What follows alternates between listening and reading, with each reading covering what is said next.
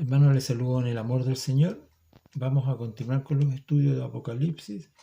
Ahora nos corresponden las cosas que son, que están en los capítulos 2 y 3. Pero antes vamos a pedir la dirección del Señor y vamos a orar.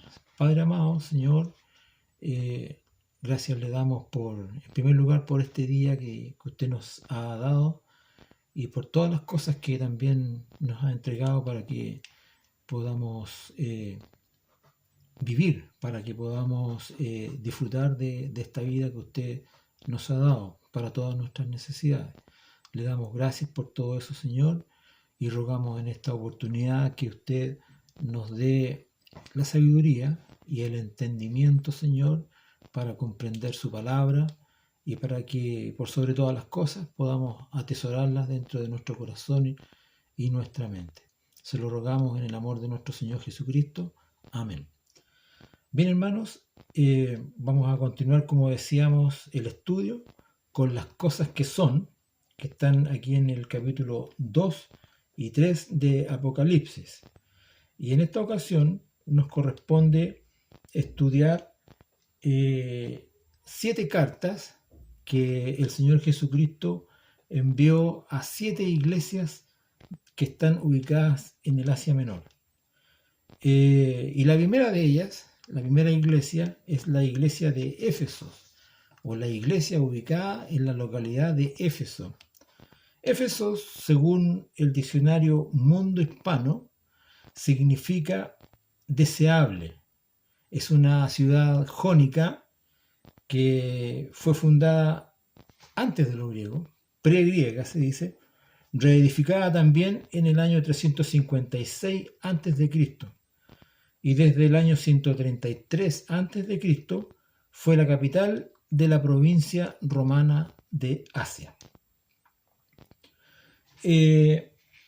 Las 7 iglesias de los capítulos 2 y 3 eran iglesias literalmente reales en el tiempo de Juan, pero representan también tipos de iglesias de todas las generaciones, donde estaríamos también contemplados nosotros.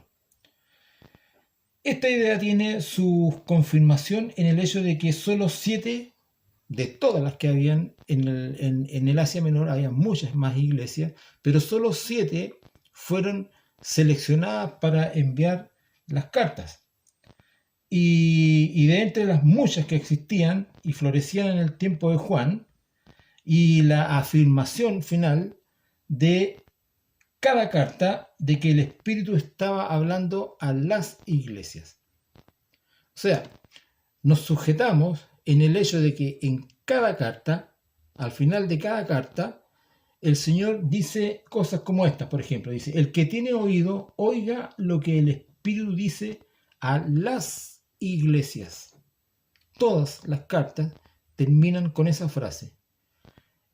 El que tiene oído, oiga lo que el Espíritu dice a las iglesias. Y eso a nosotros nos confirma, o nos sujetamos de eso por lo menos, para establecer que esas cartas escritas a las 7 iglesias del Asia Menor, también son por extensión llegadas hasta nosotros, hasta el final de los tiempos.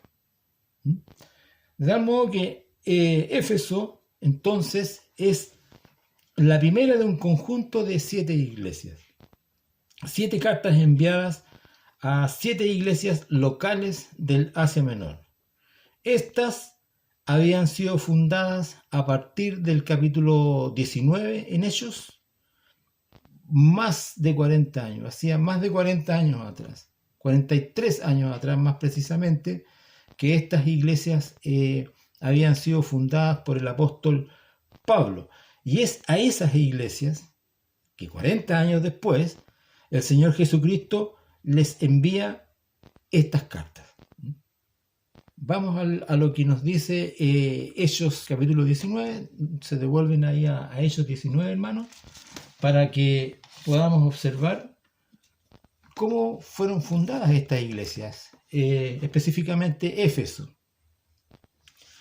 Y dice que en el capítulo 19, al principio, dice que después de recorrer las regiones superiores, el apóstol Pablo llega a Éfeso y encuentra allí a unos discípulos de Juan el Bautista. Y estos discípulos habían sido bautizados por Juan, y recordemos que el bautismo de Juan era un bautismo de arrepentimiento. Y Juan los había bautizado indicándoles, además, dice, diciéndole al pueblo que creyesen en aquel que vendría después de él.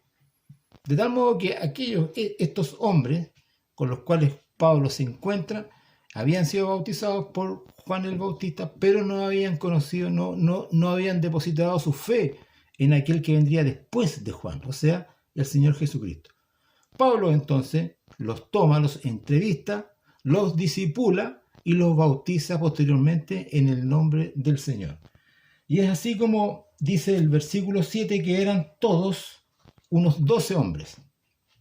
Y entrando, dice el versículo 8, y entrando Pablo en la sinagoga, habló con denuedo por espacio de 3 meses. Esto no significa que Pablo era muy bueno para predicar, pero no habló los 3 meses continuos, ¿ya? Hubo intervalos. Se supone que él durante esos 3 meses, cada vez que las sinagogas le daban la oportunidad, él estaba ahí enseñando y predicando, discutiendo, dice, y persuadiendo acerca del reino de Dios. Pero endureciéndose algunos y no creyendo, maldiciendo el camino, maldiciendo la fe en el Señor Jesucristo, delante de la multitud, se apartó Pablo entonces de ellos y separó a los discípulos, discutiendo cada día en la escuela de uno llamado Tirano. Este tal Tirano tenía una escuela y él ofrece, de algún modo, digamos, las instalaciones para que el apóstol pudiera allí realizar sus estudios, realizar allí sus conferencias, sus enseñanzas. Y es así como Pablo se establece ahí, en la escuela de aquel que tenía por nombre Tirano. Y dice el versículo 10 que así continuó por espacio de 2 años. De manera que todos los que habitaban en Asia, judíos y griegos, oyeron la palabra del Señor Jesús. Entonces, tenemos que Éfeso era una gran ciudad. Era una ciudad cerca del puerto, tenía 4 grandes principales entradas que eran de abastecimiento, de comercio, y por lo tanto la calificaban o la situaban geográficamente dentro de una ciudad que era muy próspera, muy comercial. Entonces Éfeso era una gran ciudad, centro comercial, un centro político y también religioso, estando allí el gran templo de la diosa Artemisa. En el griego era Artemisa, en italiano, en romano, era la diosa Diana, ¿ya? Y bueno, y este templo, arquitectónicamente hablando, era una maravilla, era una hermosura arquitectónica, e incluso llegó a ser una de las 7 maravillas del mundo antiguo. Era un edificio realmente impactante y que en la actualidad todavía hay muchos arqueólogos que se dedican a tratar de reconstruir esa maravilla que existió en aquellos tiempos. Pero fue tal el impacto que causó la predicación de Pablo y sus discípulos que el Evangelio alcanzó una gran cantidad de personas, al punto que causó estragos en la economía de la industria de aquel lugar. O sea, aquellos que se dedicaban al negocio que estaba detrás del templo o detrás de esta diosa Diana, se les vino el negocio abajo. Algo así como podríamos imaginarnos lo que sucede muchas veces con el templo que está aquí en Maipú, que cuando realiza sus actividades religiosas, se congrega allí mucha gente y alrededor de todo eso hay una gran cantidad de, digamos, de movimientos comerciales, hay una gran actividad de tráfico de gente, en fin, que hace que haya allí una especie, digamos, de riqueza que se está moviendo de un lado a otro. Mucho dinero ahí comprometido, ¿ya? Entonces, sus discípulos, eh, los discípulos de Pablo y Pablo, crearon allí un gran problema para aquellos que vivían de ese negocio, de ese comercio. Y es así como dice el versículo 24, que hubo por aquel tiempo un disturbio no pequeño cerca del camino. Dice, porque un platero llamado Demetrio, que hacía de plata templecillos de Diana, daba no poca ganancia a los artífices.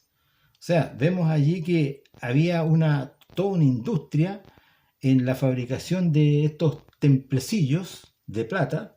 Estaban allí los artífices, estaba Demetrio, el dueño, los vendedores, y bueno, y dice el versículo 25, a los cuales reunidos con los obreros del mismo oficio, habían obreros también, obreros del mismo oficio, dijo, varones, sabéis que de este oficio obtenemos nuestra riqueza. O sea, no está hablando un sustento, está hablando obtenemos nuestra riqueza. Pero veis y oís que este Pablo, no solamente en Éfeso, sino en casi toda Asia, ha apartado a muchas gentes con persuasión, diciendo que no son dioses los que se hacen con las manos. ¿Se dan cuenta, hermano? Entonces la predicación de Pablo y sus discípulos había creado todo este problema para esta gente que vivía de esta idolatría, ¿ya? Que vivía de toda esta fabricación de elementos que iban en adoración de estos dioses falsos, ¿ya? Pero también hay otro dato que afectó mucho también a la ciudad de Éfeso, producto de esta explosión de creyentes, por esta explosión del Evangelio en toda esta ciudad de Éfeso, y que dice ahí en el versículo 18, y muchos de los que habían creído venían confesando y dando cuenta de sus hechos. Asimismo, muchos de los que habían practicado la magia trajeron los libros y los quemaron delante de todos, y hecha la cuenta de su precio, hallaron que era 50.000 piezas de plata.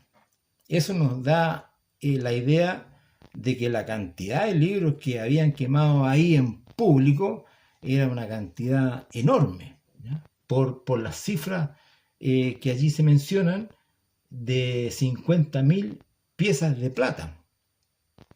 Entonces, hermanos, tenemos que todo esto que nació allí con la llegada de Pablo y con estos 12 discípulos se fue multiplicando y logró abarcar a todo Éfeso y todas las ciudades que estaban a su alrededor. Esmirna, Tiatira, Sardis, en fin, todas estas iglesias que tenían alrededor de 50, 40, 60 kilómetros de distancia unas de otras, que para nosotros no es mucha distancia en este tiempo. Para ellos sí era bastante más, pero lograron abarcar toda esa región del Asia Menor. Y es a esta iglesia, hermano, en Éfeso, que el Señor Jesucristo envía esta carta 40 años después. Una iglesia que había trabajado mucho y arduamente y con mucho amor por el Señor y por las almas, que había alcanzado, como decíamos, todo Éfeso y todos sus alrededores. Pero siempre hay un pero, algunas cosas habían cambiado y el Señor dicta esta breve carta, que es una carta breve, precisa, pero directa. Y vamos ahora a continuación entonces a darle lectura a esta carta que el Señor Jesucristo la envía al ángel de la iglesia en Éfeso. Estamos entonces ahora en Apocalipsis capítulo 2, versículo 1. Habíamos dicho anteriormente, me parece, que dice ahí, escribe al ángel de la iglesia en Éfeso. El ángel es, literalmente hablando, significa mensajero, pero podría tratarse también de el ángel de la guarda de cada iglesia, o como también podría tratarse el ángel referirse al responsable de cada iglesia. No es algo que nosotros podamos precisar realmente, pero sí yo quisiera creer que se trata del encargado de cada iglesia. Entonces diría, escribe al ángel o escribe al pastor de la iglesia que está en Éfeso, ¿ya? Y como decíamos anteriormente, por extensión entonces se estaría refiriendo también al pastor de cada iglesia local. Escribe, entonces el Señor le dice a Juan, escribe, el Señor le dicta a Juan, le dicta la carta, escribe al ángel que está en la iglesia en Éfeso, ¿ya? Continuamos con la lectura. Dice, el Señor se presenta aquí como el que tiene las 7 estrellas en su diestra, el que anda en medio de los 7 candeleros de oro, dice esto: yo conozco tus obras y tu arduo trabajo y paciencia, y que no puedes soportar a los malos, y has probado a los que se dicen ser apóstoles y no lo son, y los has hallado mentirosos, y has sufrido y has tenido paciencia y has trabajado arduamente por amor de mi nombre y no has desmayado. Pero tengo contra ti que has dejado tu primer amor. Recuerda por tanto de dónde has caído y arrepiéntete y haz las primeras obras, pues si no, vendré pronto a ti y quitaré tu candelero de su lugar si no te hubieres arrepentido. Pero tienes esto, que aborreces las obras de los nicolaitas, las cuales yo también aborrezco. El que tiene oído, oiga lo que el Espíritu dice a las iglesias.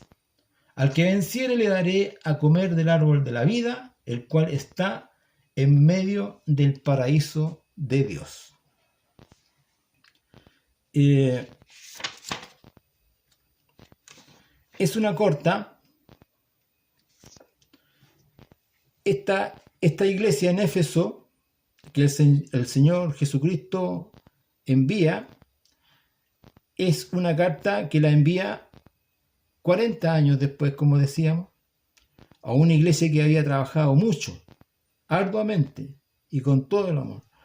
Pero decíamos que cosas habían cambiado y el Señor le escribe a esta carta después de esos 40 años por cosas que habían cambiado.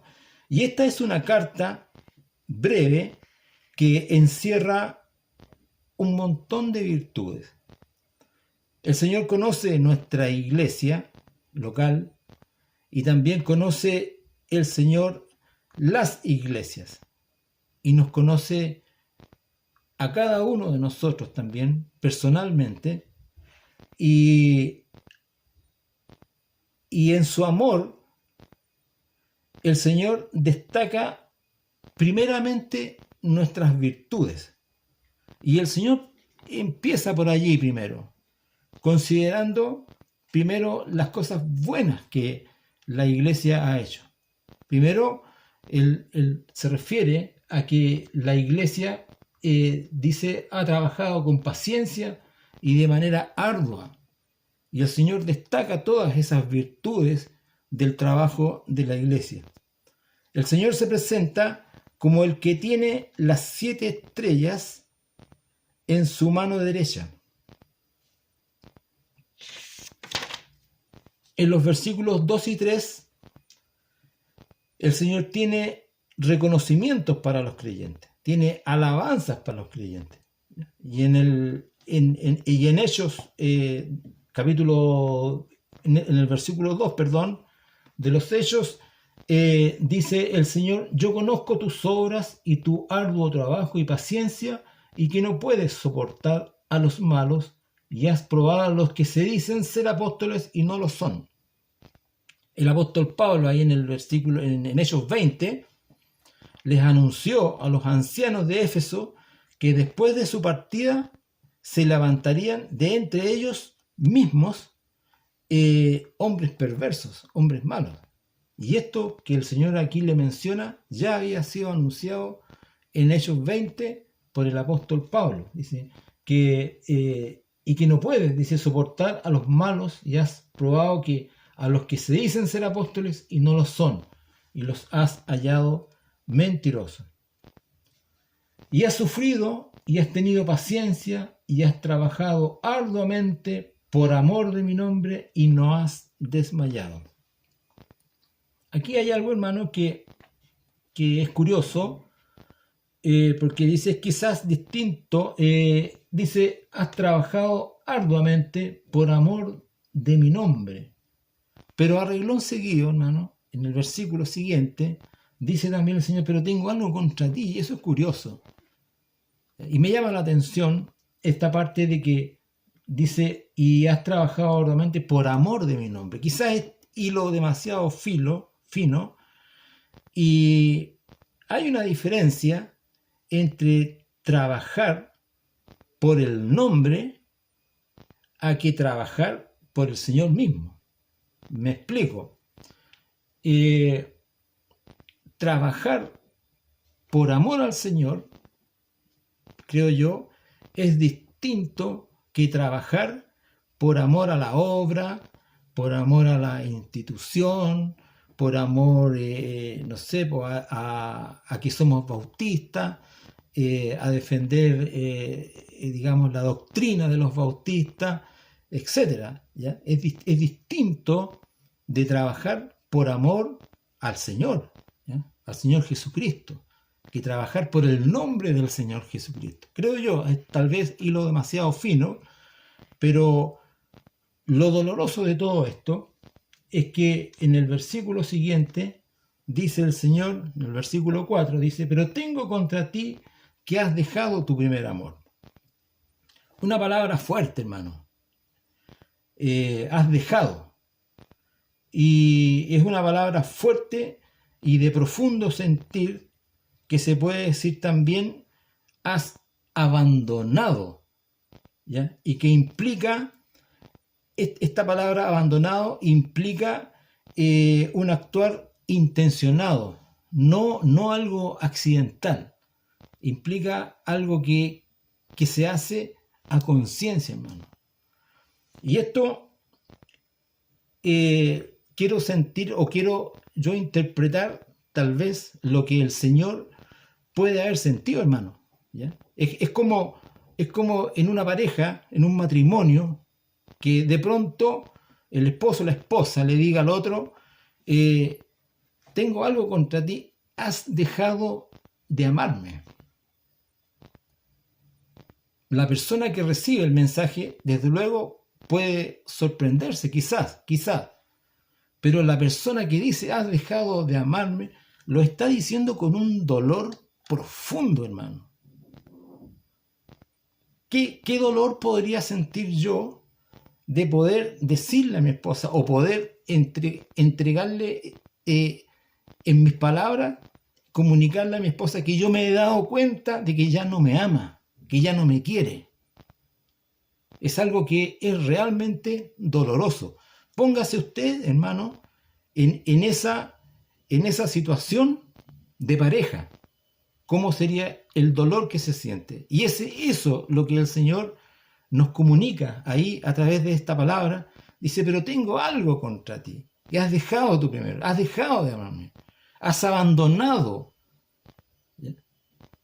Y eso es algo que que si nosotros lo meditamos, si nosotros lo analizamos en profundidad dentro de nuestro corazón, no en la mente, quizás más en el corazón, es algo que es realmente doloroso, es una situación de profunda pena, de tristeza.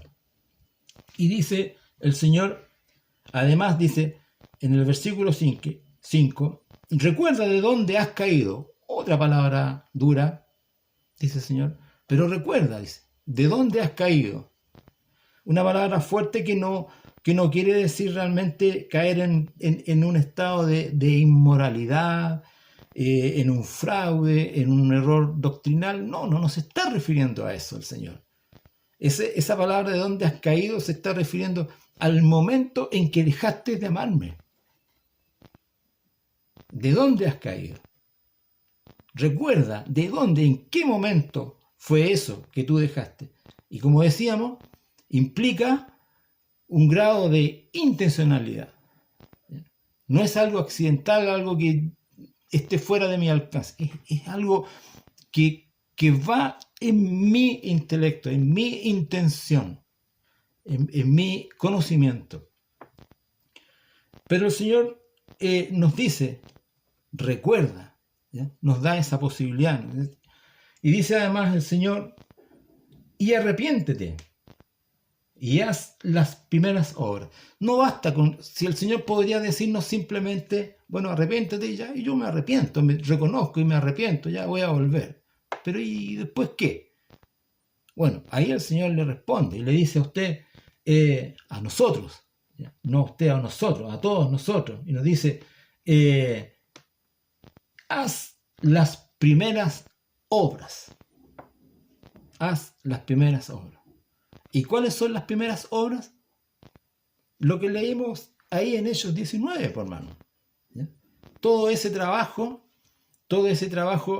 lleno de amor, de disciplina, ese trabajo arduo, ese trabajo disciplinado, ese trabajo con paciencia que hizo el apóstol Pablo junto con esos 12 discípulos que encontró ahí en Éfeso, y donde empezó él a predicar en las sinagogas durante 3 meses, después durante 2 años más, y así se fueron extendiendo por toda Éfeso y después por toda el Asia Menor.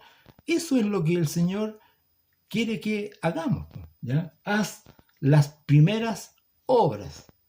¿Y cuáles son dentro de lo más personal nuestro como iglesia? Son nuestras primeras obras. ¿Cuáles son? Eso es lo que el Señor quiere que volvamos a hacer, esas cosas que las hacíamos tal vez con una inocencia tal vez, pero con una gran profundidad de amor por las almas, por la gente, por el Señor. Y eso es lo que el Señor nos está dando, esa oportunidad. Y dice después, si no, vendré pronto a ti y quitaré tu candelero de su lugar. Un candelero es un artefacto, un elemento que es para iluminar. Y nosotros los cristianos somos luz, hermano. Si el Señor quitara la luz de este lugar, nosotros ya no podríamos iluminar, ya no podríamos llegar a las personas. De tal modo que esa es la alternativa y lo que el Señor nos invita a hacer, a que volvamos a hacer las primeras obras con el amor que antes teníamos por hacer todas las cosas. Y no estoy diciendo que ahora no exista amor en nuestras cosas, en nuestra iglesia por lo que hacemos. Esta es una carta que es enviada a la iglesia de Éfeso, por extensión a todas las demás iglesias, y hay otras 6 cartas más en las cuales nosotros nos podemos calificar, que podemos decir, yo pertenezco a esta, yo pertenezco a esta otra, esto a mí no me llega, yo aún estoy trabajando por la obra, por amor al Señor, y eso, bienvenido sea, hermano, ¿ya? Que así sea, pero el Señor nos advierte sobre esto y nos escribe, le escribe específicamente a la iglesia de Éfeso. El que tiene oído, dice el Señor, oiga lo que el Espíritu dice a las iglesias. Al que venciere, le daré a comer del árbol de la vida, el cual está en medio del paraíso de Dios. Al que venciere no se refiere a un especial grupo espiritual entre los creyentes, sino a todos los verdaderos cristianos. Todos los verdaderos cristianos somos vencedores, porque somos verdaderos cristianos. Como dice 1 Juan 5:5, dice, ¿quién es el que vence al mundo sino aquel que cree que Jesús es el Hijo de Dios? Que el Señor los bendiga, hermanos. Para Él sea siempre la honra y la gloria. Y en el próximo capítulo vamos a tratar de avanzar con un par de iglesias más por lo menos, o unas 3 ojalá, porque ya son más cortitas las otras. Así es que los espero para el próximo capítulo. Que tengan un hermoso día. En el nombre del Señor, me despido de todos ustedes. Un abrazo muy grande para cada uno.